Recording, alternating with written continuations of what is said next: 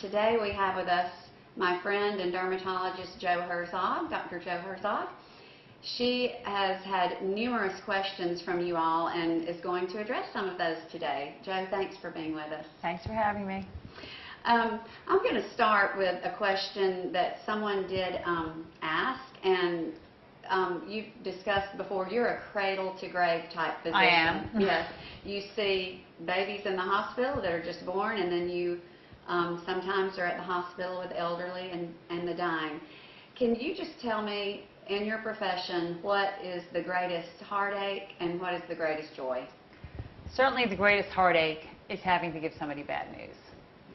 Telling somebody that they have something that they don't want to hear, that you don't want them to have, that could be life-threatening, is not fun. It's not fun for any doctor, but for dermatologists, I think it's a little different because we don't have to do it quite as often.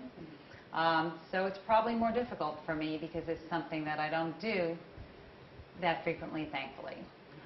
That's the hardest thing. And usually that's the case where somebody has a melanoma or somebody might have a child with something that is a genetic problem that might carry through their lifetime or shorten their lifespan. So those things are hard. Certainly the greatest joy is being able to figure out a mystery that somebody couldn't figure out after they've been to about 5 different dermatologists, and you're like, this is it, and this is how we're going to take care of it, and you're their last stop.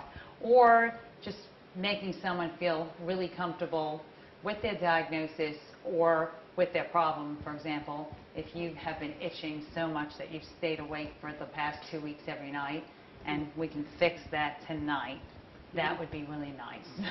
That's great. Okay, this leads me to my next question because you mentioned malignant melanoma, and that is a diagnosis that no one wants. When you get back a bad pathology report, how do you handle that?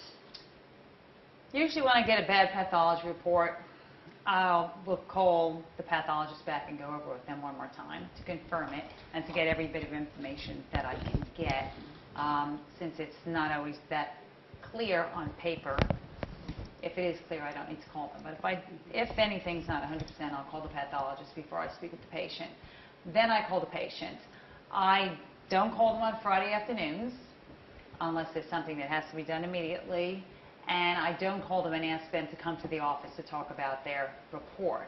I think that calling people and saying, can you please come to the office next week or tomorrow to talk about their report, makes them more stressed and more nervous than actually giving them their results right then. And I go over their report most of the time on the phone, and when I call them, I have a plan ready. So I don't call and say, just want to call to let you know that you have a melanoma.